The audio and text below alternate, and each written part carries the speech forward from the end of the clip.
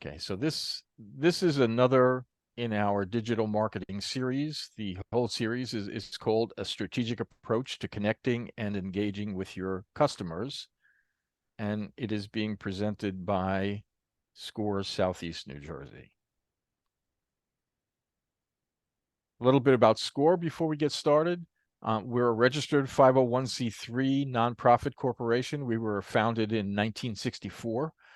Right now, we have 11,000 plus mentors with wide industry experience, and we've assisted more than 11 million entrepreneurs in starting and growing their businesses since 1964. And in 2022, SCORE clients started 30,000 plus new businesses and created 112,570 new jobs. We are SCORE Southeast New Jersey, and we provide services for clients from Point Pleasant to Cape May, mentoring, which is free, webinars and courses on demand, as you can attest to. We also provide a library of online resources. We do local events, seminars, and workshops, and we have a newsletter, which seems to be very popular. Everything we do is at no charge as well. Some resources for small businesses. Our website is score.org/Southeast New Jersey. And by the way, we record all of these webinars and we post them on our website. And also we have a YouTube channel. We post them on our YouTube channel. If you are interested in having a mentor, it's score.org/find mentor. There's just a small form that you would fill out, and you can either look at mentors and pick the one you want based on their background, or you can have one assigned to you based on that. Again, we do record the webinars. They're on our website, local workshops, and then SCORE Southeast New Jersey recorded webinars. We have a couple of social media groups. We have a Facebook group and a LinkedIn group. You can participate there. We ask that the businesses that participate don't advertise themselves, but you can become part of the conversation. Our chapter also has a weekly radio program. It's hosted by one of our mentors, Michael Pappas. It's Sunday mornings at 9:30 a.m. and it's rebroadcast Sundays at 7 a.m. And then we've also started to create podcasts out of those, and those are also up on our website. Probably the last 6 or 8 of them are up on our website, and we're, as time goes by, we're trying to keep up with the program, as well as go back and look at some of the other podcasts and put up ones that we think are interesting and timely. Well, the first bullet point here, please hold your questions until the end. We are actually trying to make this a little bit more interactive. So I'm going to allow everyone, as soon as I'm finished with this introduction and Peter gets started, I'm going to set all the participants to be able to speak. So you can speak or use the chat function, whatever you choose if you have a question.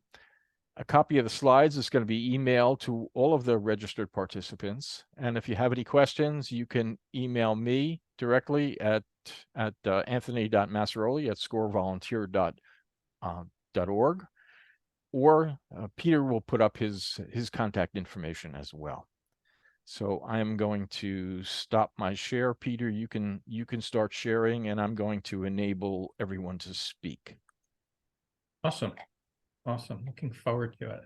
Okay, so I'm just going to get myself in place here, get my stuff in the way I want it to be, because I use multiple screens, so sometimes it gets a little bit unruly. I have enough trouble with one screen, so I haven't gone the multiple screen route. Well, okay, I find it helps, a lot of times, because I'm able to move between screens to cut and paste documents and do things like that. So that kind of works for me, but it's not for everybody. I definitely agree with that. Awesome. Thank you so much for the introduction, Tony. I really appreciate it. one of the things I just want to kind of highlight for everybody who's joining, we are going to make this interactive. And if you have a question, type it into the chat, unmute yourself, or and just shout it right out there. I'll stop intermittently asking for questions if anything makes sense. And let's get started. So welcome to our webinar on SEO and search. These are two concepts that are intertwined, right? They form really the backbone of the digital landscape, right? Search engine optimization, or SEO, is actually an art and a science, right? You're optimizing your online content. You're ensuring that it's visible and relevant, and it's appealing to search engines and also to users, right? SEO isn't just about rankings. It's about understanding your user intent. It's about delivering value and aligning that value with the multiple ways that people are searching for information. To really understand SEO, you really want to get into some of Google's algorithms. So I'm going to geek out on you a little bit here. We're going to go a little bit deeper into why Google did what they did, or what they were doing. They've got some intriguing names, Panda, Penguin, Hummingbird in some of the old days, right? But it'll talk about the way that Google's strategy around presenting information has evolved. We'll also touch on an acronym called EEAT: experience, expertise, authoritativeness, and trustworthiness. There's a secondary acronym that goes with that, which is YMYL, or your money or your life. They might seem like really strange acronyms, but they're in the heart of how Google assesses content quality, and especially for pages that might impact a user's financial well-being, their health, their wellness, or finances and such. Hopefully that makes sense to you guys. And we can get started. So just as an additional introduction, this is the 7th webinar in our SCORE Southeast New Jersey Digital Marketing Series. You can check out our previous webinars on score.org, or you can go to our YouTube channel and find them there. As Tony mentioned, we're trying to put together a series of podcasts from our radio broadcast that Mike Pappas does. So please feel free to jump over to YouTube and get some additional information about what we do and how we do it. I am Peter Bemko. I am a digital marketing consultant. I work with WSI. They are the largest digital marketing agency. We've got like 200 independent consultants that run the gamut of banking, health and wellness, manufacturing. So really a firm that can do most anything for what you might need. I really want to start off today, but just understanding of who everybody is. So if you could give me either a shout out or something into the chat. So are you a business owner, right? Why are you here today, right? Think about that, right? Are you a business owner that's looking to get more information about search engine optimization? You've heard the terms, you've heard this SEO and all the stuff you can do. Are you looking for that? Are you perhaps a content creator who's interested in helping businesses or influencers get better ranked or write better so that everything works better from a Google perspective? Or maybe you're a sales manager who wants to understand the options to get onto that first page of Google so that you can generate those high quality leads for your team. Or maybe you're just a student of marketing and you're looking to grow your skills. So hopefully this webinar will help you in any of those as we go along. Okay, so hopefully you guys are with me here. Okay, so let's talk about some of the topics we're going to cover in this webinar. Google has really been dictating the rhythm of its algorithmic updates, right? It's got 90% share in global search, right? It influences a lot of our online behaviors. And since its inception, it's really tweaked those algorithms all the time. right? Reshaping what search engine optimization is, how it all works. Okay, so with this updates and evolutions, we really want to understand how they've changed, what they were, what has been working, what isn't working. How do we actually address some of those things? Now, the SEO trends, the trends that search engines are going through are of direct results of those changes that the algorithms are going through. And one of the big pieces is what's called on SERP. So search engine results page, right? So how do you get onto that search engine results? And it's changed over the course of time. I remember when you used to do a search and you would just get that list. That's all you would get. Now there's a whole bunch of other things that are available to you.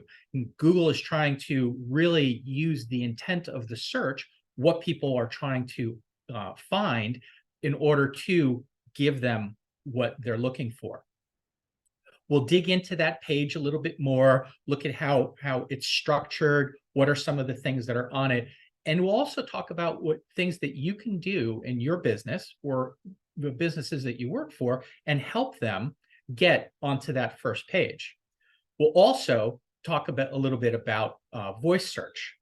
I just give me a quick one or two, or just give me a quick one if you have used voice search today, or give me a 2 in the chat function if you've used it this week. That would be really great to know, because I know I used it earlier today because I was doing this voice search. We always have that phone with us, so we're always using it. Awesome. Thanks, Tony. Appreciate it. All right, so let's keep moving.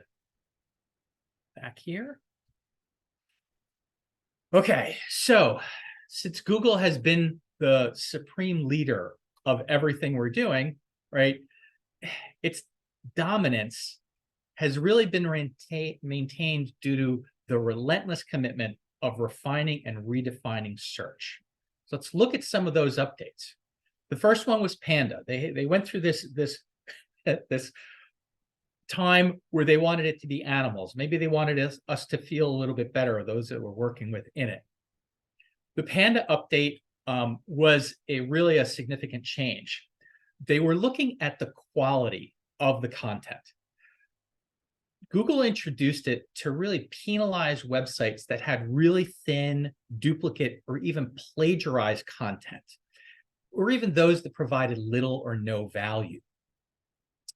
Its aim was to start to raise up the quality of content and raise up trustworthy sites. They were rewarded with better rankings, while those lower quality sites were pushed downwards in the search results. A year or so later came Penguin. So where Panda addressed some of the quality, Penguin looked at spam, at the web spam. Sites that targeted what's referred to as black hat SEO tactics. Those were keyword stuffing. So you guys, if you have seen any of this and it's still prevalent in sites today, people just kind of put in, like, for example, service areas. I service every single town within Ocean County. I service every single town within Atlantic County. They just push all of those names in so that if somebody is searching for that town, so instead of saying, carpet cleaner near me, they say carpet cleaner near Point Pleasant or Tom's River, that's going to be one of the pages that comes up. So Penguin tried to address that spammy type of stuff that was going on at the time. Fast forward another year or so, you get Hummingbird. That created a change that went into more keywords now. So they were looking at the individual keywords within a query. So the algorithm now changed to say, okay, show me what you're looking for. So if you're looking for, an example before, carpet cleaners, you're looking for auto mechanic. Those were specific keywords, and they wanted to rise up some of those pages within them with those keywords, but they also started to look at a user's intent. Content was starting to become king, right? The information that you had on there. In 2017, we went through Fred, right? Not as much was publicized about Fred, but again, tied to those black hat methodologies, things that people were trying to rank by just throwing words against things, throwing stuff against the wall, see if it would stick. 2018 is when they really came through and started to do the expertise, the authoritativeness, and the trustworthiness. Those are, again, kind of three pillars of Google search evaluator guidelines, and we'll touch on that in a minute. Okay. Then there was in 2019, you had BERT, which stands for, it's not Bert and Ernie of Sesame Street fame. It stands for a bidirectional encoder representations from transformers. It's a mouthful, but it was another leap towards improving the understanding of what people were asking for, the search queries. And it was really looked at for the longer and more conversational phrases. They were trying to analyze all of the words in the sentence so that BERT could help them comprehend the context of each word and how they kind of went together. In 2019, later in the year, they also did a mobile-first indexing. So they started to make that shift towards us using our phones instead of only using desktops, only using laptops, and things of that nature. Today, Google has 19 unique software systems that are in place, and each of these do something slightly different, and they help Google to kind of maintain what's going on and how it works, because there's so many different ways that people try to game the system, but then try to also work within it. The basics is the web crawler, right? It's what some people call spiders or bots, and it's basically an automated software program that systemically browses the internet, looking for web pages, discovering them, and doing their indexing. So it's actually creating a list. That's what Google's doing. It's going out there and creating a big database of big lists of all of these pages and what is on those pages. So they're trying to collect accurate information. Another a crucial one in this is called the ranking algorithms. So in this, it's actually analyzing that entire index of all of those web pages and looking at the content and saying, okay, so for a given query, a given question that's being answered, is this page, which page is the right page, the best page? Again, going back into that goal of presenting users with the highest quality content that matches their intent. I'm going to add up another couple of these unique systems. We've talked a little bit about BERT. In 2022, there was something that was put out, an update that was called the Helpful Content Update.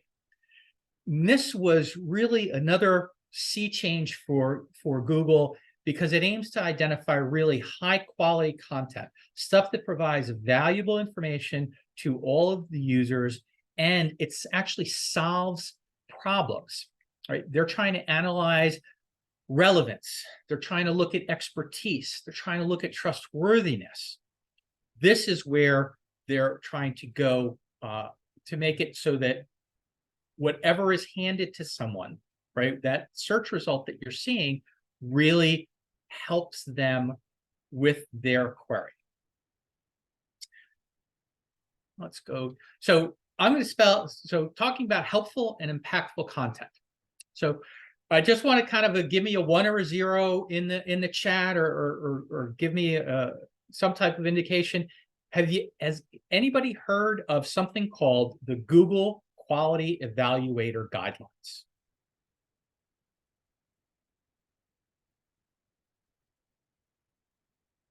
Well, so these are a set of instructions that Google provided to its quality raters. Now, quality raters are third-party contractors who assist Google in evaluating the quality of websites that appear in certain search results. And this quality evaluator guidelines provide a framework for rating the quality based on the pages themselves, the needs met, the user satisfaction. They really take a bigger overall view of the whole thing, of everything. And again, as I mentioned, they started to implement in late 2022 a new piece of this algorithm that takes in experience, expertise, authoritativeness, and trustworthiness. So let's dig into that for just a second. Experience. So what's the difference between experience and expertise? So experience really talks about content that demonstrates the content creators' firsthand experience with the subject at hand, right? It helps to prove that suggestions are tried, they've been tested, and the insights are really authentic. The expertise looks to determine whether they have the knowledge, right? Do they have the qualifications? Do they have the credentials required to give that reliable information? It overlaps with experience, but it's not exactly the same thing. So the authoritativeness, right, refers to the reputation within the industry. Have you been doing this for a long time? Where do you stand amongst experts or influencers within that particular product niche or within that particular industry? The last part of that, trustworthiness, is really one of the most important aspects of it. Do we know who wrote that information? Was it written by somebody just to throw content out there, or is it someone, again, who has that authority, that expertise? Is the content factual? Is it accurate? Does it cite trustworthy sources? Or is it just hiding behind a wall of ads that's kind of sitting there? And don't take this the wrong way, but I kind of think of when I click on my new Edge browser and get that wall of various stories from sites I've never heard of and never really would want to follow. To me, that's really tough to have trustworthiness when I go with that one. Let's talk a little bit about money or your life. These are topics that really impact a reader or searcher's health, financial stability, their safety, or their well-being, right? You're talking about topics of finance, medicine, current events. So if you kind of take this a little bit further, right, you're looking at in your money or your life, you're looking at topics that might be able to cause harm for someone. So a clear your money or your life topic would be evacuation routes in the event of a storm or a tsunami, right? News about ongoing violence or things that are going on, or even information about purchasing, prescription drugs, or what to invest in the next thing from a finance perspective. Something that might be your money or your life topic would be weather forecasts, news about car accidents, or information about how often to replace your toothbrush or things of that nature. Stuff that really isn't your money or your life topics would be, the latest VMA award winners, the results of your high school basketball game, or, find me a music video. Hopefully that makes sense, because these two core pieces are really very important for when you're writing your content. You want to write your content and do this with these things in mind. So obviously I created this list, a little tongue in cheek, but you don't want to offer medical advice if you're not properly credentialed, right? You don't want to offer financial advice if you're not properly credentialed. Again, right? Same with legal. You don't want to spread misinformation. You don't want to promote unreliable news about things that are occurring. You don't want to post misleading product information, like this cures baldness as well as making you feel better. One of the real challenges that I've seen a lot of is people who have poorly written content.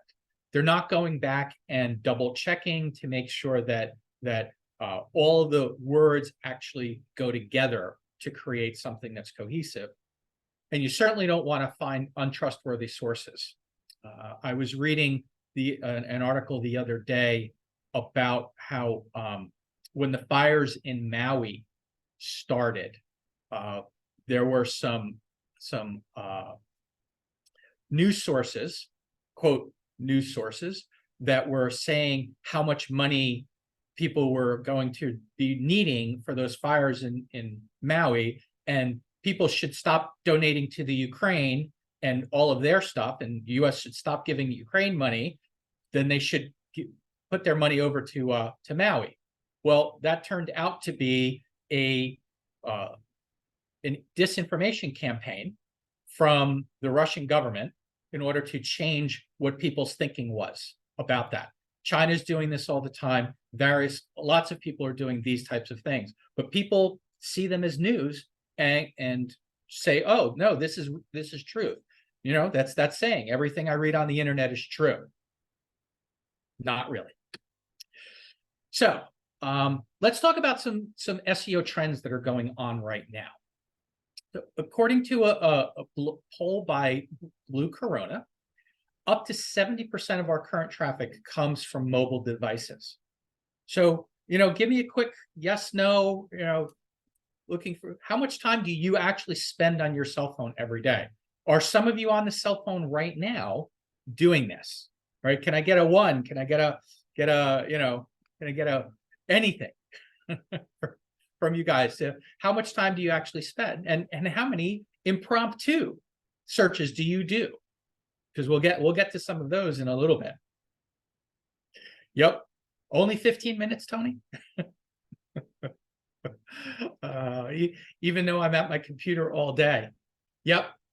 Thank you. Thank you so much, Jennifer. I appreciate that. Yes, many hours we're doing it because we've got this pocket-sized computer in our with us all the time, right? So things that you want to be able to do, right? For doing a mobile-first strategy. Look at your website. Make sure that it's available for and responsive for different screen sizes. Make sure the content is mobile ready. It's easily accessible around all of those screen sizes. There's a particular technical term called accelerated mobile pages, and that will load your pages faster. And make sure your images themselves, your videos are optimized. So that means taking them and shrinking them down, and so they're not a really big size, but a smaller size, right? And then that goes with making page load times really, really shorter. And if you guys are interested, there is a product called Page Speed by Google that will actually we can use later on as I get through this, that can show you what is going on any website and to see how that works. The other thing, another big trend, is optimizing for Google voice search, right? With the rise of smart speakers like the Amazon Echo and the Google Home and Siri, right? PwC did a survey and they said 57% of people they spoke to use their mobile phone for voice searches. And of the people they spoke to, the 25 to 49-year-olds used it daily, and there were 65% of them do it. That's really significant. It's mostly for convenience, I think, right? It's faster than searching online. It's faster than sitting there typing it through. It's easier to go, hey Google, right, or hey Siri, or whatever you're doing in order to get an answer, right? To stay with how you optimize for your voice search, use natural language in your content. That actually means going into some of those long tail keywords, asking more of a question, and make it conversational. A user who's doing this type of a search really wants to understand make it easy to understand. So make sure your content has simple language, short sentences, making it more accessible. You also want to optimize your content for featured snippets, which we'll talk about in a little bit, right? So featured snippets on our search engine results page are actually brief answers to users, and they come up at the top of a search engine results page. An additional trend is really to focus on high quality content, right? It's not just good writing, but it's a little bit more meaningful. It's helpful. It's, again, as I mentioned, prioritizing the search intent and making sure that it's useful, whether it's a how-to guide, whether it's buying tips, or just product reviews. This is the stuff that you want to start thinking about, right? As you're doing this, right, you want to use keyword-rich headings and subheadings inside of your content. So this is where SEO starts to really get into the nitty-gritty, because now you're getting into the technical details of what the page looks like and the information that's on it, right? You want to also incorporate multimedia, videos, podcasts, some infographics, perhaps. This will be that much more important to SEO as voice search and that human experience come in. And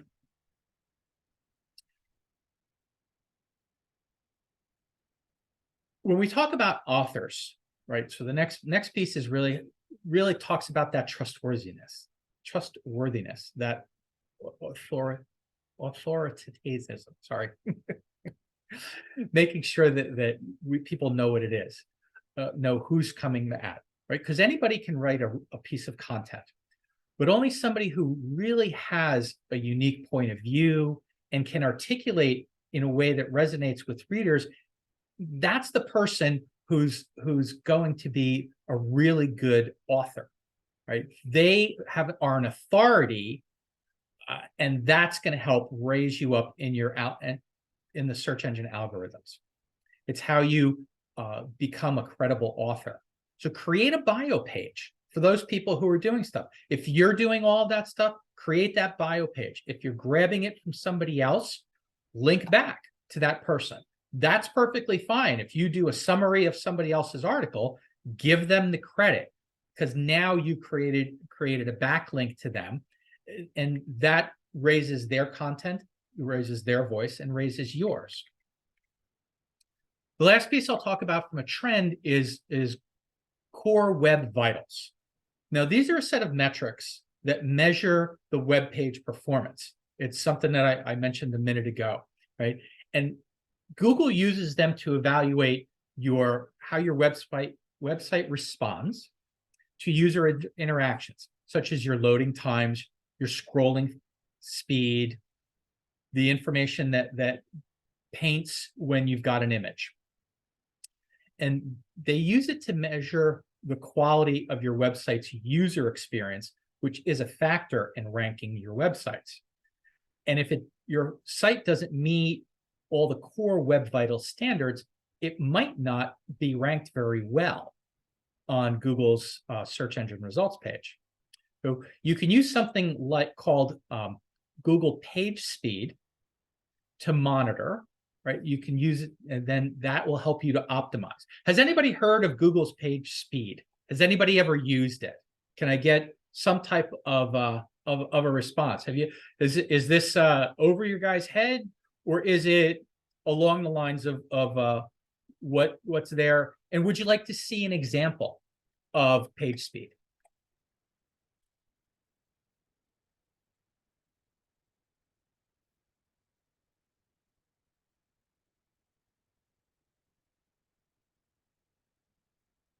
You guys are able to unmute if you want.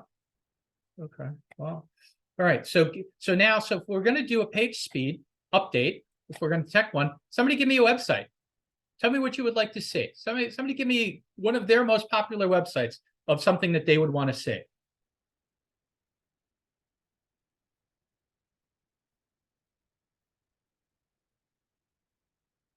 You can see here I've done I've done score.org. Tony, let's let's take a look at what score.org comes up with. So as you can see here, page speed goes through and talks about these core web vitals, and we have failed as a main page. Score.org it doesn't provide any everything that should be there because of these concepts of the largest paint. So these really has to do with images about how it works. In the performance level, like we're really good score based on our SEO. That's really good. We're following best practices as far as creating stuff, and accessibility, which is huge. Accessibility, I'll take a quick side road. Accessibility talks about the fact that the images themselves have alternate text. So that if someone who can't see the image can go in and actually read about or can hear a description of what the image is. So the ability for your website to be read by everybody is very, very important. So here you can see, we get a really poor score on some of our stuff.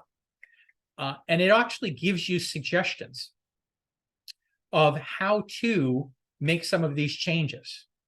So again, a really great tool, and it's free in order to understand some of the things that you want to do to update your website. Okay, so 38. I'm slowing down here. I gotta get moving. Okay, so on the page is Rand Fishkin. He is one of the creators of the Mozilla browser. He created a blog called SEO Moz. It became the world's most popular community and content resource for search marketers, people who are engaged 100% with search engine optimization. And over those 7 years, as CEO, he grew it from up to 130 employees with 30 million in revenue and over 30 million visitors per year. So obviously he knows a couple of things about SEO. Now, if you look at this quote, right, on search engine results page, SEO is going to be one of the most important trends in our field, because in a few years, you can see the vast majority of searches ending on Google's results page. So keep that quote in mind as we go down the rest of this presentation, because that's where we're really going. And I think that you guys will be able to see that, and you probably experience it today. So let's go really quickly through the rest of this. Here's an example of a search engine results page. You have your paid ad that's sitting at the top. You have snippets, which are previews. They're brief descriptions of the content on a web page. It's just that preview. It's just a little bit of information that people can also do. And then you've got your organic listings. You have your knowledge graph or your knowledge panel on the right-hand side, which gives you a little bit of more of a semantic search from various sources, right? It provides some quick answers, and it gives it a little bit more visual, same as the image pack, which has images that you can actually click on in order to get additional information. So featured snippets is a really great way to raise your search engine optimization game. The featured snippet, again, is a brief and practical definition and a bit of information on a topic. And it comes in multiple ways. You've probably seen a lot of these, right? They can be lists that are used to rank things, right? Best of lists, bulleted lists, top 10, things like that. You could see them in a table that'll allow you to do different visualize the data in different ways. But the other thing is a video or an image. Did you guys know that YouTube is the largest search engine, if not one of the second largest search engine? Because it's video, you can do video snippets. You can just start searching for how to do something, what to do. So that's really been one of the great drivers as far as that goes. So let's talk about getting to that top page, because a snippet, a featured snippet, really gets you up to the top, where that's organic search. And it's all about your content. It's all about taking and turning your keywords into questions. It's a great point to start with, because you get to understand your user's intent, and nothing captures that intent quite like a question. So frame that your keyword as a question. Like, for example, what are the benefits of green tea? And then you can directly answer that question. Now, the other part of that is precision, right? You want to be really succinct in your answer. No more than 40 to 80 words. You want it to be well structured. You want it to be crisp. You want it to get to the heart of the matter. Those provide you more a chance to be featured. You also want a nice image, right? You want to see something that is relevant to what that person's searching about. If you use the green tea example, a nice cup of green tea, right? Or even just, if you're selling it, right? A picture of your product that way. Then you want to also think about using the inverted pyramid approach. It's long been used by journalists as a style of writing where the most important information is presented first. It's followed by some supporting details, and then it's followed by some nice to have stuff. The last aspect of that is really using structured data. Now that's going into the techie aspect of it, of really telling Google, telling the algorithms of what it is that you're actually saying. It's a programmatic way of giving it detail and saying, hey, choose me, and here's why to choose me. So a couple more examples of featured snippets. On page, you can see there's there's the paragraph information on top, but then in the video section or the image section, I've clicked on one of those images. So the image from Backlinko actually sent me over to their website and then gave me that definition. So again, now I haven't gone on the site for Backlinko, but I have the definition. So keep that quote from Rand Fishkin in mind. I never left the Google search page and found exactly what I wanted to. Oops, sorry about that. Okay, so let's jump into your Google Maps pack. Okay, so this is really one of the most prominent things that you want to think about from a local search result, right? If you're not familiar with this, it is a set of 3 results. So in this one, I did, my search was for best coffee shop in Ocean County, and it came up with these 3. And these 3 are here because they have optimized their Google business profile to the highest level. They have great stuff. So let me kind of go through real quickly some of the stuff that you should be doing as far as that goes, right? Make sure you've got your actual business name, right? Don't stuff it with those keywords what they used to do in the old days, the black hat type of stuff, right? Make sure that there aren't any inaccuracies, right? Get rid of any duplicate listings and be as detailed as possible when entering your business information, right? The name, the category, the map location, the service area, the phone number. Make sure all of those things, the hours of operation, the website, make sure all of that stuff there. because I've seen some where people don't actually have any of that stuff. They've just said, okay, my profile is good, but you certainly won't be able to rise up in local searches if all that information isn't there. Let's see, sorry. Make sure that you write some original compelling copy, right? Very important, don't use variations of your address, right? If you're at 72 Southwest Road, then stick to that instead of using an acronym or using something else, okay? Make sure that you've got high quality photos. And again, just make sure that it's really, really up to date. The other thing around Google Business Profile is reviews. A lot of these, as you can see, right, on the page, right, a lot of these come up with high ratings, right, 4.0 higher. You can see the 4.5 stars. Even Jersey Charm Coffee comes up with 5 stars. So that really, really improves your ranking. Always, be thinking in terms of reviews, and always answer those reviews, because good reviews help you get a higher rating, and they create social proof. Social proof really inspires consumer confidence, right? And that fosters organic search traffic. Okay, so here's, again, I wanted to give you a couple of additional example of the going further and getting all the rest of these in this search.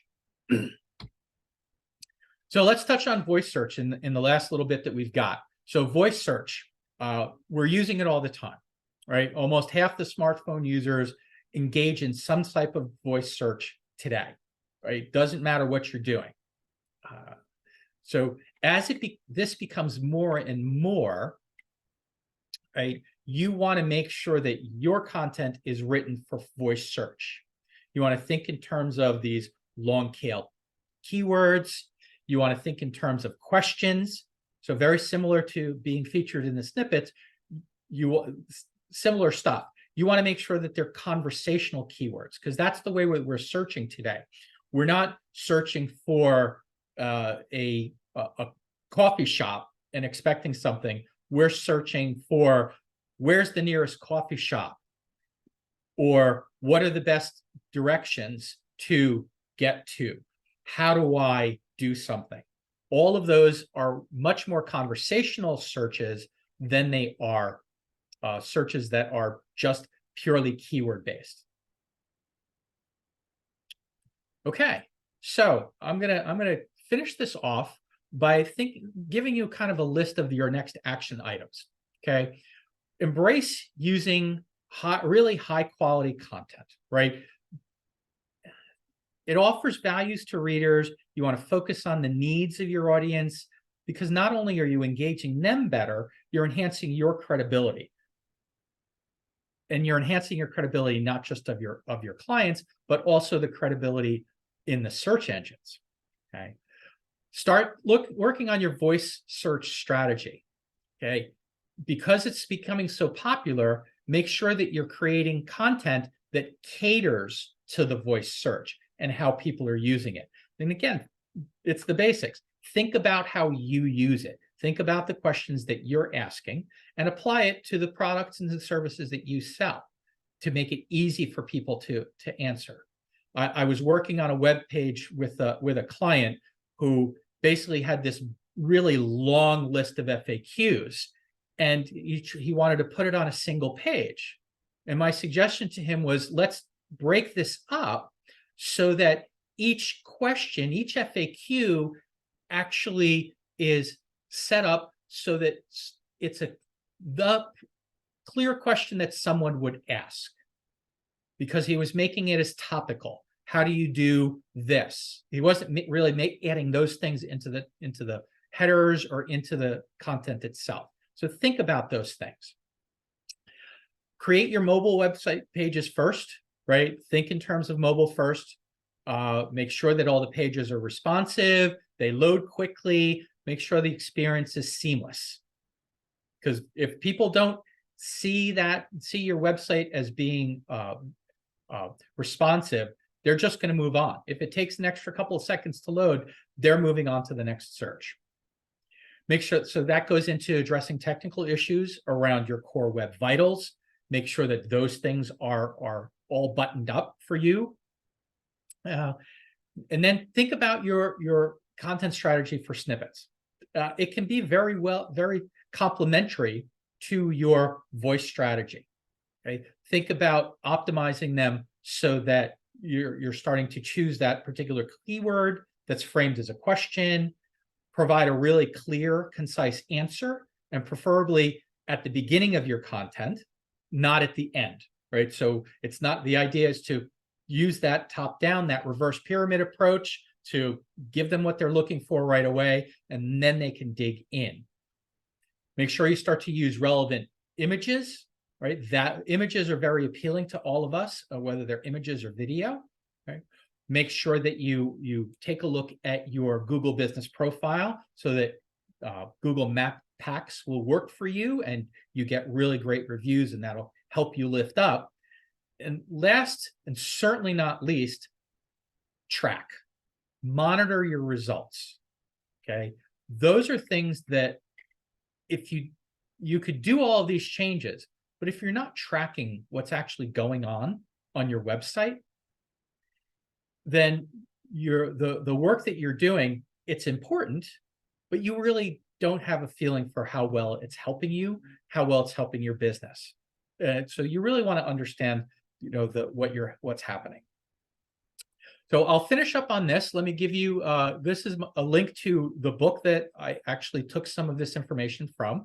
WSI created a book called Digital Minds, and in it are 12 different chapters, which cover competitive analysis, they cover search and SEO, content marketing and such. So if you'd like a copy of the book, please reach out to this link and we can get you stuff. If you'd like to dig deeper, right, and getting started, do you want somebody to guide you in how some of this stuff works? Or do you want it done for you? I'd be happy to help out, answer any questions that you have. Always glad to have a conversation with folks. And at that, I'm going to turn it over for Q&A.